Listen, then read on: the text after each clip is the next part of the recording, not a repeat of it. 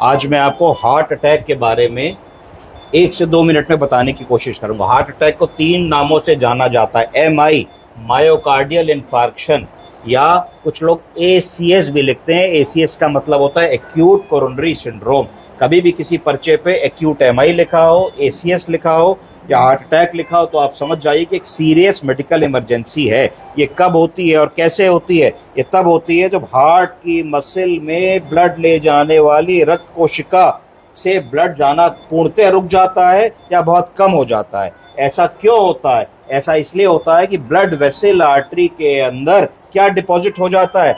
Fat deposit हो जाता है, कोलेस्ट्रॉल कंटेनिंग डिपॉजिट्स हो जाते हैं, जिनको क्या कहा जाता है? प्लाक्स कहा जाता है। तो हार्ट की आर्टरीज में प्लाक्स आ जाते हैं और वो हार्ट की आर्टरी के ल्यूमेन को पतला कर देते हैं, डायमीटर को छोटा कर देते हैं। इस प्रक्रिया को एथेरोस्क्लेरोसिस कह देते हैं, एथेरोस्क्लेरोसिस। फिर क्या होता है? जो प्लाक होता है जब वो रप्चर करता है तो ब्लड क्लॉट का फॉर्मेशन होता है, और जब ब्लड क्लॉट फॉर्म होता है तो क्या ब्लॉक करता है? वो आर्टरी के द्वारा जो ब्लड जा रहा है उस रास्ते को रोक देता है और एक हार्ट अटैक जैसी सिचुएशन हो जाती है, मायोकार्डियल इंफार्क्शन जैसी सिचुएशन हो जाती है।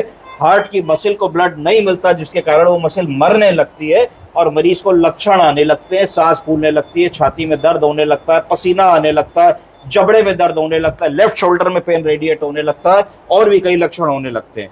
तो जो lack of blood flow heart की मसल के अंदर हो रहा है क्योंकि आर्टरी बंद हो गई है, उसको अगर हम बहुत जल्दी खोल देते हैं तो potential permanent damage to the heart बच सकता है।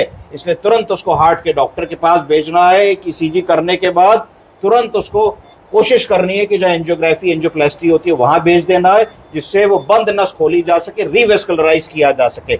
यदि ऐसा नहीं संभव है, वहां पे ऐसा सेंटर नहीं है, तो फिर ऐसी भी दवाएं आती हैं जो हार्ट के ब्लड के क्लॉट को खोल देती हैं, जैसे कि कौन सी दवाएं? Streptokinase, urokinase, tissue plasminogen activator. उनका फिर प्रयोग जन सेंटर में होता है, वहां पे उस मरीज को भेज करके हमको करना पड़ेगा।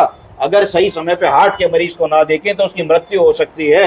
यदि मृत्यु नहीं होगी तो भी अगर ठीक तरीके से इलाज ना मिले तो उसकी क्वालिटी ऑफ लाइफ बहुत रिड्यूस हो सकती है, उसका इजेक्शन फ्रैक्शन बहुत पुअर हो सकता है, 20-30% हो सकता है कि यहाँ से वहां तक भी उसको जाना पड़ेगा। तो सांस फूलेगी, थोड़ा सा पैर लटका के बैठेगा तो पैरों में सूजन आ जाएगी। तो heart attack is a major emergency. हमको उसको रिकॉग्नाइज करना आना चाहिए ईसीजी के माध्यम से, ट्रोपोनिन टी की जांच के माध्यम से, लक्षणों को पूछने के माध्यम से, और कितना गंभीर है इसके बारे में हमको जानकारी होनी चाहिए। धन्यवाद।